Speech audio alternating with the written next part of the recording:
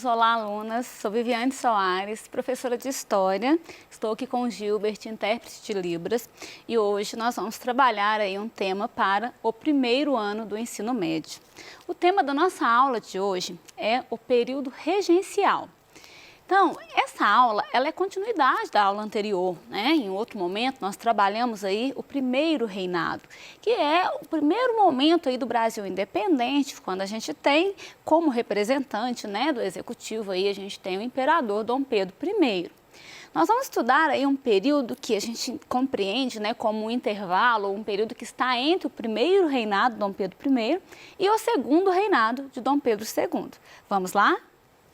Então, a gente vai estudar esse período regencial e espera-se que ao final dessa aula você tenha compreendido como se deu o processo, né, a organização política do Brasil num período em que houve um vazio no poder devido à abdicação de Dom Pedro I ao trono brasileiro.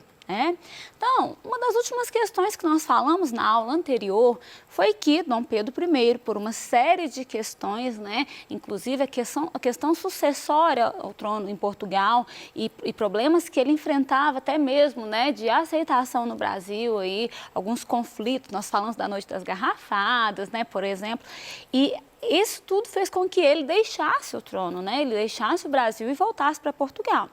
Quando ele abdica ao trono, ele diz que o faz em nome de seu filho, né? Então, ele deixa o trono para o filho dele, que é o Pedro de Alcântara, que é uma criança de 5 anos de idade. Aí a gente já pensa, né? Uma criança de 5 anos de idade, ela pode assumir um trono? Não tem como, né? E não é só nem porque assim, ela não pode, porque ela não consegue. Ela não pode porque ela não consegue, porque isso também, né, está previsto na Constituição. A Constituição que a gente seguia, né, a Constituição de 1824. Então, período regencial, para a gente compreender e conceituar, então, que período que é esse, né? Ele vai de 1831, quando da abdicação, né, até 1840. Devido a essa abdicação, né, e a falta de um herdeiro com mais de 25 anos que pudesse governar, o Brasil foi governado por regentes eleitos pelo parlamento. Aí a palavrinha regentes, né? Quem é o regente? É alguém que vai conduzir, né? Sim, alguém que vai aí, organizar, administrar. Se a gente falar um regente de uma ópera, né? Não é aquela pessoa que está organizando ali. O professor, ele é um professor regente, né? Quem está o quê? Conduzindo aquela aula, né? Conduzindo seus alunos, organizando, né? Tendo a responsabilidade. Então, o regente, né? Ele vai ser a pessoa ou as pessoas, como a gente vai ver, que vão ficar aí na administração do Brasil na ausência de um rei para assumir o poder. Então, sobre a questão sucessória, como eu disse, ela era uma questão que estava prevista na Constituição de 1824. O que essa Constituição dizia em seu artigo 122?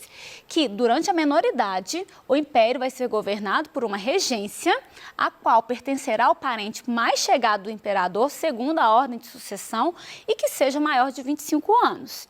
Aí ela diz depois no próximo artigo, se o imperador não tiver parente algum que reúna essas qualidades, será o Império governado por uma regência permanente nomeada por uma Assembleia Geral composta por 3 membros, nos quais o mais velho será o presidente. Por isso que eu falei o regente ou os regentes, né? Porque inicialmente a regência ela é composta por 3 pessoas, são 3 membros e o mais velho seria o maior responsável aí, né, por essa regência. Bom, então vamos aí compreender as características desse período regencial, né? A gente tem primeiramente o poder moderador suspenso. Nós falamos também desse poder, né? Que foi um poder criado pela Constituição de 1824, que colocava o imperador acima dos outros 3 poderes, né? Que é acima do poder legislativo, do executivo e do judiciário, ou seja, o imperador ele assumia o moderador e assumia o executivo. Nesse período regencial, esse poder moderador ele foi suspenso, não tinha o imperador, o poder moderador não estava vigente também. Os regentes, eles passam a ser eleitos para o cargo de executivo. E isso faz com que a gente perceba uma certa semelhança com a República, né? Em que há eleição para quem vai assumir o cargo executivo. Por causa dessa semelhança, há historiadores, há pesquisadores, né, que vão falar que esse período da história, o período regencial, ele pode ser compreendido como uma experiência republicana, né? Como se a gente estivesse ensaiando mesmo, experimentando, já que algumas características, né, de um regime republicano estavam presentes nesse período regencial, como a gente falou aí, o fato da eleição para o representante do executivo. Bom, esse período ele é muito marcado pela instabilidade política e essa instabilidade ela está ligada ao vazio do poder, ou seja, a ausência do rei, né, a legitimidade que esse rei trazia. Tinha um historiador que dizia que se nem o rei, né, que é o caso de Dom Pedro I, conseguiu controlar o Brasil naquela época, né, no primeiro reinado, que dirá dos regentes ser respeitados, né? Então ela já faz uma referência ao fato de que esses regentes eles não tinham toda a legitimidade que precisavam. Né? Que eles foram questionados, que é um momento aí de eclosão de movimentos, separatistas, ou seja, movimentos que visavam até mesmo a separação de partes do Brasil com relação aí, né, ao governo central, vamos dizer. O que acontece, gente? Esses movimentos separatistas, é muito importante a gente pensar que não são movimentos nacionais, né? Por isso que eu falei de partes do Brasil. Por quê? São movimentos que vão acontecer em determinados locais, são movimentos que mostram esses interesses locais. Nesse período que a gente está estudando, ainda não há aquela ideia de sentimento de pertencer a uma nação, sabe? Aquele sentimento de fazer parte aí de uma grande nação, um sentimento nacionalista, ainda não tinha essa questão do ser brasileiro. A pessoa, ela considerava que ela era daquele local, né? Ela era da Bahia, né? Ela era do Rio Grande do Sul, mas assim, não tinha ainda um sentimento que unisse aí todos do Brasil como se fosse uma grande nação. Aquilo ainda precisava, esse sentimento ainda precisava ser construído. Por isso que a gente fala, né, que os interesses locais, eles fizeram aí frente, né, oposição à causa nacionalista, tá? Então, vamos falar um pouquinho das fases desse período regencial. Então, a gente tem um período aí que a gente chama de avanço liberal, né? Que é o momento aí que a gente tem maior abertura política, a busca por descentralização do poder. E a gente tem um momento também que é de um regresso conservador, né? Que é quando a gente vai ter novamente uma defesa aí da centralização do poder, uma busca pela integridade territorial, né? E a gente vai ter também um processo aí que é a campanha da maioridade. Vamos ver separadamente esses processos, mas antes de falar neles, é importante a gente falar que grupos políticos estavam aí, né, crescendo nesse momento. Nós até já falamos na aula anterior, eu vou só lembrar vocês que nós tínhamos aí uma divisão em grupos políticos, que seriam os liberais moderados, né, queriam aí um federalismo, uma maior autonomia às províncias, mas eles eram mais controlados. A gente tinha os liberais exaltados, que queriam reformas políticas, né, mais radicais, mais profundas, vamos dizer, né, eles queriam um processo de federalismo de uma forma mais radical mesmo, falavam em igualdade social e até já se discutia a abolição da escravidão. E a gente tem os restauradores, que são aqueles que defendiam a restauração, né, ou o retorno de Dom Pedro I ao poder. Esses restauradores, eles vão perder sentido logo que Dom Pedro I falece, né, porque aí a causa deles, ela deixa de existir. Mas então vamos ver esses processos que vão acontecer aí durante o período regencial. Primeiramente, a gente tem um primeiro momento que nós chamamos de avanço liberal. Então, é o período em que a gente tem aí, né, características mais liberais, né, dentro das regências. Então, a gente tem a primeira regência, que é a regência trina provisória, né? Então, trina porque são 3, nós falamos, provisória porque até que se definisse de uma maneira aí mais sistemática como seria o próximo governo, né, a próxima regência. Então, ela vai seguir a Constituição de 1824, ela fica um tempo curto, né, de abril a junho, até que a gente tenha a regência trina permanente. Então, a regência trina permanente, ela vai ser eleita, né, ela é composta por políticos mais moderados, né? Não são os exaltados lá, são os liberais moderados, que nós já falamos, né? E a ideia deles é apaziguar as divergências, visto que já percebia, né, que essas questões regionais, esses conflitos estavam muito fortes. Então, buscou-se colocar um representante de cada canto do Brasil, justamente tentando aí causar, né, propiciar essa unidade. A gente tem como um fato importante nesse momento a criação da Guarda Nacional, que é criada aí pelo ministro da Justiça, que é o padre Feijó. E a ideia da criação dessa Guarda Nacional é de dar poder mesmo até a fazendeiros, para que eles pudessem armar seus jagunços e resolver conflitos naquelas localidades, né? Por isso que a gente até conhece os chamados coronéis. Esse título, ele vem desse período da Guarda Nacional, né? E é um momento também que tem um desenvolvimento de um Código de Processo Criminal. Há um ato adicional à Constituição, né, que vai trazer características mais liberais para esse período da regência. Ainda do avanço liberal, gente, lá nesse ato adicional foi votado que a regência deixaria de ser trina e passaria a ser una. Então, na regência una, somente um regente, aí nós vamos ter o primeiro, que é o padre Feijó, que é aquele que criou a Guarda Nacional, que eu falei agora há pouco, né? Ele estando no poder, gente, vai ser a primeira eleição direta, né, que a gente vai ter na história do Brasil para o Executivo, que quando o padre Feijó ele é eleito, mas ele é um homem que ele encontra muita resistência na Câmara, né? Então, ele não consegue aprovar as medidas que ele quer. Ele é muito cobrado porque o Brasil está vivendo muitas revoltas, né? A gente está tendo movimentos aí locais, como a gente falou, e ele não consegue controlar essas revoltas, então ele é muito cobrado. E ele faz o quê? Ele tenta aumentar o poder dele, mas ele não consegue. E esses fatores vai levar à renúncia do padre Feijó, né? Já que ele não estava conduzindo aí de uma maneira harmônica, né? Estável a regência. E aí que a gente vai ter o chamado regresso conservador, ou seja, a gente teve um avanço liberal, né? E agora a gente vai ter um retorno aí a questões mais conservadoras nessa regência. Então, uma marca aí é a regência do Pedro Araújo Lima, regência una também, né? Um só. Então, ele vai tentar centralizar novamente o poder, né? A gente está falando desse regresso, né? Enquanto o governo anterior tentou descentralizar, esse vai tentar o maior controle, né? Tentando medidas mais conservadoras. É nesse contexto que a gente vai ter o desenvolvimento dos partidos políticos, né? Que vai ser o Partido Conservador e o Partido Liberal. Né? É até importante a gente pensar que esses anteriormente ainda não eram partidos, eram grupos políticos, né? Mas agora eles começam a desenhar-se como partidos políticos, né? São esses dois aí.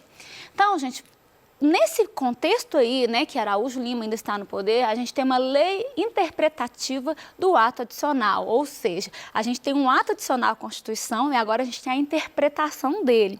E nessa interpretação, algumas medidas centralizadoras, elas vão ser tomadas, né? Então, a ideia é o quê? Que a gente pudesse aí fazer com que o poder central, ele fosse recuperado novamente, já que o histórico que a gente está tendo aí nesse período é de uma fragilidade desse poder central, né, de uma contestação desse poder. Então, esse ato aí, essa interpretação desse ato é uma forma aí de controlar mais o poder, né? As divergências, elas cresciam muito, eram muitas revoltas, nós vamos falar agora mesmo, né? À frente a gente vai falar dessas revoltas. Então, enquanto estava tendo essas revoltas, a gente percebe que a instabilidade, ela cresce muito nesse período regencial. E aí, uma saída que foi encontrada foi o golpe da maioridade, né? Golpe da maioridade, o que é isso, né? A gente até fala, né? Um golpe é algo que não está previsto e da maioridade, né? Alguém vai se tornar maior de idade, né? Então, esse golpe, ele é pensado pelos liberais que estão fora do poder, a gente viu que são os conservadores que estão no poder, né? É pensado por eles como uma forma de chegar ao poder. Qual que era a ideia, gente? Era adiantar a maioridade, né, do príncipe, do Pedro de Alcântara, para que ele ficasse maior de idade antes da hora e pudesse, assim, assumir o trono. É muito interessante que essa medida, ela tem a iniciativa por parte dos liberais. E aí isso fica muito curioso. Olha, os liberais, eles estão apoiando uma medida para levar Pedro de Alcântara ao trono e centralizar o poder, sendo que os liberais defendem a descentralização do poder. Chega a ser até curioso, né? Mas o que acontece? É uma marca muito forte desses partidos políticos, né? Os partidos, eles tinham ideias muito parecidas, né? Então, havia até a frase que falava que não tinha nada mais liberal do que um conservador no poder. Ou seja, né? Estando no poder, as diferenças deles eram mínimas, né? Eram partidos que se diziam diferentes, que disputavam, mas quando chegavam no poder eles faziam a mesma coisa. Então, esse apoio aí ao golpe da maioridade é uma marca muito forte disso, né? Quer dizer, os liberais estão aprovando a centralização do poder porque era uma forma que eles viam de voltar ao poder, né? Então, com o golpe da maioridade, a gente vai ter aí, né, o início do segundo reinado, que é tema para uma próxima aula que a gente vai ter no Enem. Mas aí, se falando das revoltas regenciais, né, que causam essa instabilidade no período regencial, a gente pode citar algumas aqui, né? Nesse mapinha a gente traz aí o local e a revolta, né? Então a gente tem lá na região do Amapá, onde acontece a revolta conhecida como cabanagem, né? É uma revolta que fala muito das questões sociais daquela região. O nome em cabanagem é em referência às moradias das pessoas, né, que eram principalmente construções que se chamam de palafita, né, que as casas são construídas sob estacas de madeira, estacas de madeira, por causa de área de muito rio, né. Então é um movimento mais popular devido às condições de vida. A gente tem também, que vai acontecer aí no Maranhão, né, que é a chamada balaiada, que também é uma referência aí, né, a busca aí por melhores condições, sim, por atenção maior à região, e o nome é uma referência aos produtores de balaio, né. A gente tem a sabinada e a revolta dos malês, que acontece na Bahia, né? A sabinada é referência por causa de um médico, que é um dos que dão início a esse movimento, né? Chamava-se Sabino.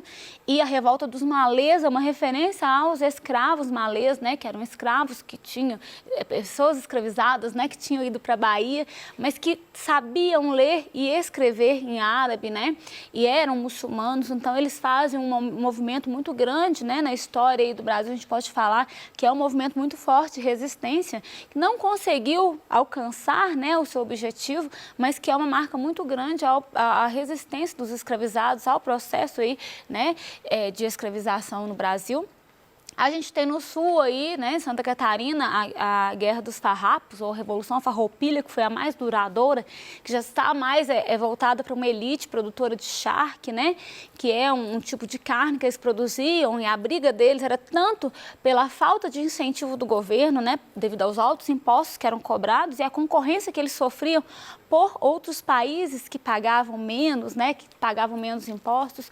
Então a gente percebe aí, né, que de norte a sul, né, do Grão-Pará até a região do Rio Grande do Sul, a gente percebe que o Brasil ele estava vivenciando revoltas. E por isso a gente entende essa instabilidade política no período regencial e essa preocupação muito grande, né, de centralizar novamente o poder com o golpe da maioridade.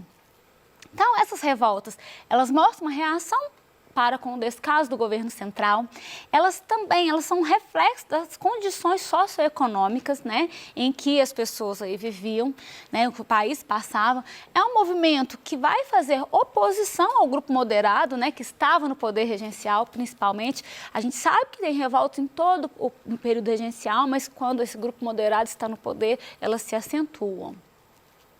Então, pessoal, o que a gente viu hoje, né? Nós estudamos aí um pouco do período regencial, aquele momento que a gente chamou de avanço liberal, o outro momento que chamamos de regresso conservador, as revoltas regenciais e o golpe da maioridade, que vai dar início aí ao segundo reinado, que a gente vai trabalhar em outra aula. Vamos testar nosso conhecimento a respeito desse assunto? Trouxe aqui para vocês uma quadrinha popular, né, do folclore pernambucano, que diz o seguinte: por subir Pedrinho ao trono, não fique o povo contente. Não pode ser coisa boa, servindo com a mesma gente, né? Então, eles estão falando aí, quando a gente trata desses versos, né, a gente está tratando de qual fato da história do Brasil, nesse momento que a gente está trabalhando, né? Então, letra A, da regência una, letra B, da criação da Guarda Nacional, letra C, do golpe da maioridade, ou letra D, das revoltas regenciais. Então, a gente está falando aí da letra C, né, do golpe da maioridade, que é uma marca, né, da subida aí de Dom Pedro II ao trono e daquela característica, né, que é uma continuidade mesmo da política que já se estava adotando, né, que ser aí um membro da mesma família que já estava no poder. Espero ter contribuído com esses estudos. Fiquem ligados, numa aula do Enem a gente vai falar especificamente do segundo reinado, numa continuidade dessa aula. Até mais!